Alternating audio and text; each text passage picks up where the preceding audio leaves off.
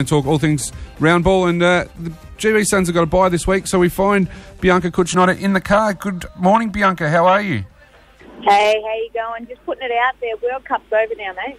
I know that, but I thought it's a good song to introduce you to. Oh, you got to love a bit of Ricky. Oh, always got to love a bit of Ricky. That's the way it goes. So, how are we going? I'm going very well. Yourself? Yeah, on our way to Melbourne, making the most out of the weekend that we've got free. But it's been an interesting week talking about a very exciting game that we had last weekend. Very much so. 3-3 draw with Melbourne City. Correct. So for anyone who doesn't remember, last time that the Suns played City, we were unfortunately unable to come away with a win. We lost 6-1.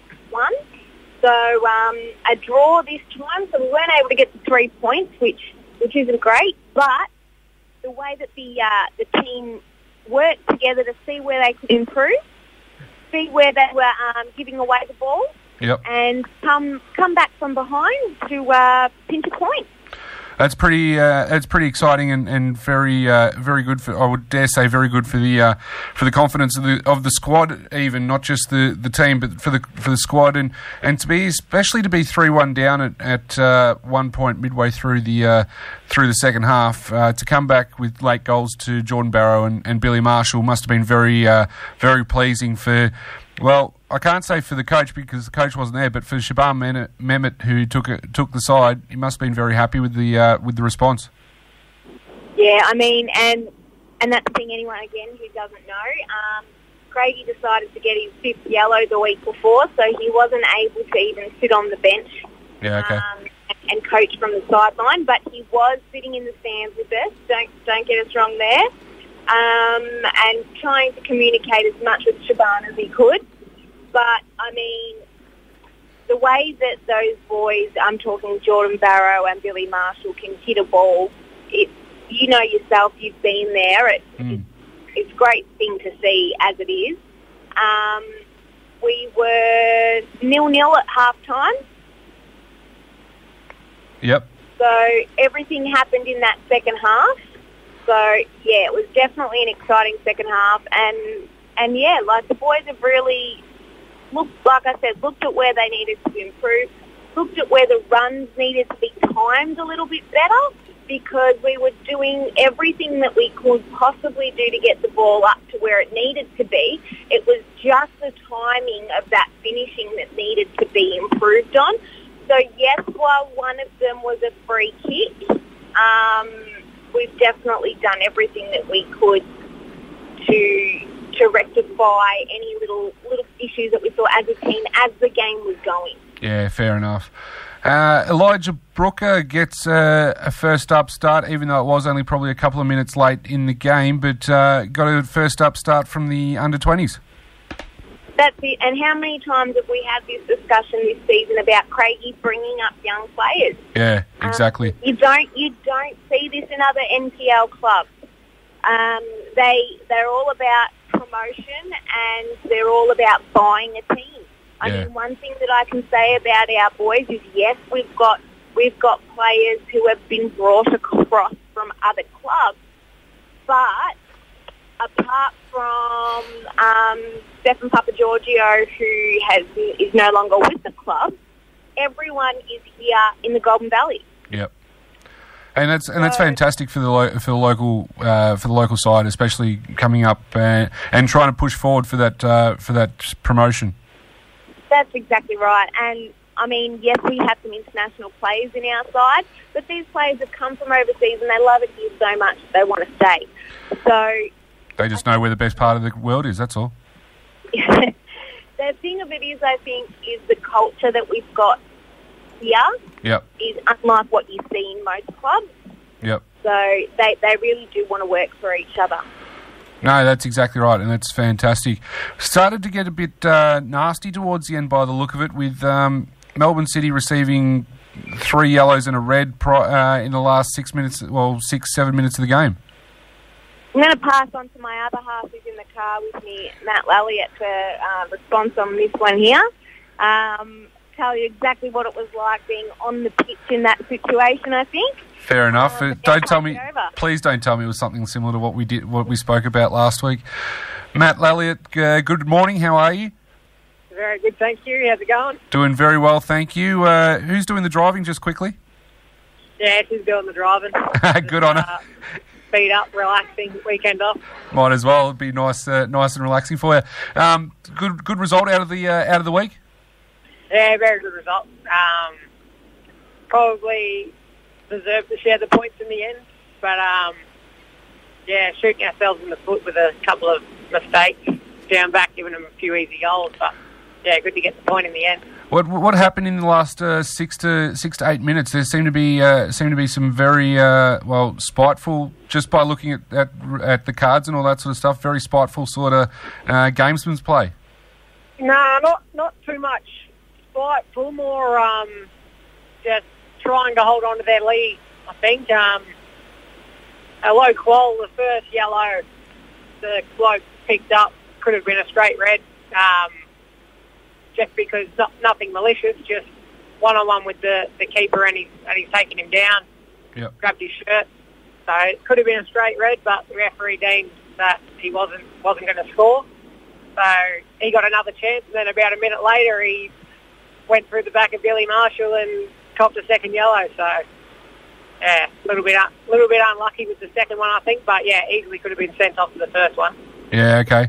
That's fair enough. I spoke to Bianca just before about Elijah Brooker, and she said how good it is to see the youngsters coming through. But what was your thoughts? I mean, you probably only got a couple of minutes on the pitch, but what was your thoughts of him? Yeah, I don't know if he got many touches on the ball, but he looked all right out there. He was trying to get stuck in, and he's a big boy for 16, 17 years old, I think he is. So no, he fit in well. What just by looking at the teams coming through, Vanny Shamoon was off in the first 35 minutes, replaced by a brother. But what happened there? Groin problem, I'm pretty sure. He stretched for a ball trying to keep it in play, and I think he felt something in his groin, so he come off precautionary more than anything. Yep. He trained Thursday night and looked fine, so yeah, he'll be back next weekend. Awesome. And you got the weekend off this week. And is any particular reason why we've got a weekend off?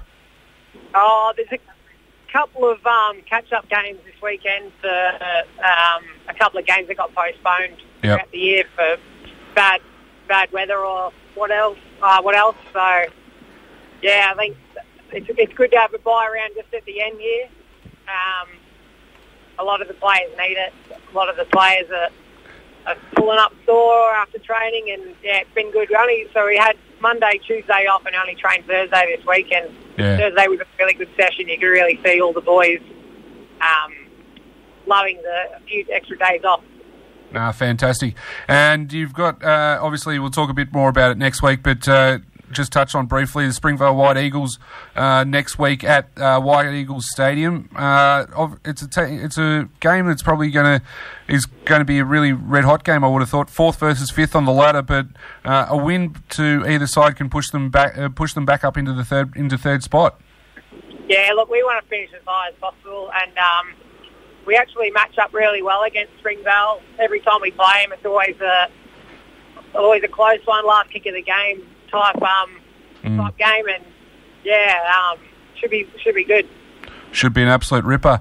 Oh, fantastic, Matt. Well, thank you very much for joining us. I might see if I can chat with Bianca again, and we'll talk on a little bit of BASL results. But thanks very much, Matt. Enjoy your weekend off. Yeah, cheers. Ta. They're going back onto the. That's right. Make sure you soccer league. Make sure you're keeping concentrating on the road there. Yes. No, it's good. We've got the hands free. Oh, that's always handy. Yeah, some big results in the BASL soccer league on the weekend, and your boys, the Shep boys, unfortunately came crashing back to earth. Yeah. We said that it wasn't going to be a great one for them. It would have been nice if we could have stayed in single digits. But, 14-0. And when Alexander Caldo scores 6 goals in 2 games, well, 6 goals in the game, yeah, you're in trouble, aren't you? Yeah, look, I think, and like I said, I've spoken to the president there at Shep, and I've spoken to a few of the players, and they know that they've got a lot to work on. They're really taking this season as a building season to show players that coming into next year, they want to bring some youth in, they want to retain young players and build on those young players. Kind of, for lack of a better way to put it, kind of like a Richmond side that will work with the players that they've got, build them up until they become the team that you see like Richmond have now and what Shep wants to be. Yeah, no, and that's exactly right. And sometimes you've got to go through these hard times to get the good successes at the other end. So, all the best to them for that. Hey, what else? Shep United get a good win on the board and jump into second place on the ladder. Yeah, that's a big win for Shep United. A 1-0 win there. They've done well. They knew going into it that it was going to be hard. The benefit is that they were playing at home. And yeah, now that they're into second place, that's a great win for them. No, that's exactly right. And Nick Califata scores in inside 3 minutes, and that's all she wrote for the rest of it. They must have just parked the bus. Yeah, we don't like to talk up Nick too much. His head's big enough as it is. Fair enough in that regard as well. Shep South travelled to Moama Echuca and came away with a 6-0 win. They did. Now, Moama Echuca, they've struggled as well this season. They've had their peaks and valleys, and the local teams here always do seem to get the better of them, but we're happy with that because we want our local teams to do well, and that's going to help them with the lab situation as well because Pat and South are very, very close when it comes to where they sit on the table. Yeah. But then we also had Satura, who had a win as well, 4-1 over Colts United. That they did, and Sean Grant got a single there, but it was Lewis Coyle's double that was the ultimate catalyst for the win there. So that was pretty good for him. Yeah, and Louis Coyle, he's one of those players. You put him on the pitch where you need him, and he'll do a job for you. Yep. So he's big enough and strong enough that he can play, that he is a defensive kind of player, especially here in Australia. The style that a lot of the teams play, he's very, very good defensively. But he's also got your old school English striker mentality and presence about him that you can put him further up the pitch and he'll bang goals. Well, that's exactly right, and that's what you want. Looking at tomorrow's round of matches, there's 3 matches in the Shepparton area, which is fantastic. Only Shep United travelling over to Bendigo tomorrow to take on Spring Gully, so that will be. You'd think Shep United should get that one done, shouldn't you? Oh yeah, but I think the biggest one for this week is Satura Eaglehawk. Yeah, for sure. That's a massive game. 2 o'clock kickoff, not 3 o'clock. So it's 2 o'clock kickoff at Satura. And then we've got Shepparton South taking on Colts United at 3 o'clock at McEwen Reserve. So go start watching Satura, depending on how that game goes. If it's not any good, get in the car and go to McEwen Reserve. Check out how Souths go against Colts. So that should be a pretty good game as well. And then Shep host Strathdale, which are now sitting in 3rd position. Pardon? And Shepparton host Strathdale, that are now in 3rd. Yeah, so I think we know as well Shep's going to have another one that they struggle with. Hopefully they can keep this one here in single figures. Like I said, hopefully they can get a few goals in too, because, you know, that's always going to be something that just changes the momentum of the game as well. We want Shep to do well, understand that they're having a tough season, but, you know, and then, as you were saying before, Shepparton United are travelling away to Spring Gully, and that game's also at 3 o'clock. And Spring Gully are sitting in 6th position, so... Yep. Yeah. So it should be good. It should be a good round of BASL coming up tomorrow afternoon. Yep. Awesome. Anything else that you need to that we need to report on, or am I letting you go and worry about the Melbourne traffic? I think that's about it. If anything, remember we're in round 2 now with the English Premier League. We'll touch on that a little bit more next week, I think, as well, when I've actually had a chance to sit down and watch a game properly. But yeah, it's all happening in the world of football. That's it. Bianca, thank you very much for joining us this morning. I know it's been a busy day for you and all that, but thank you very much for taking time out and joining us. Thank you also to Matt for giving his points in regards to the game last week against Melbourne City. Thanks, guys. We'll talk to you again soon. Ciao. See ya. Bianca Cucinotta there and Matthew Elliot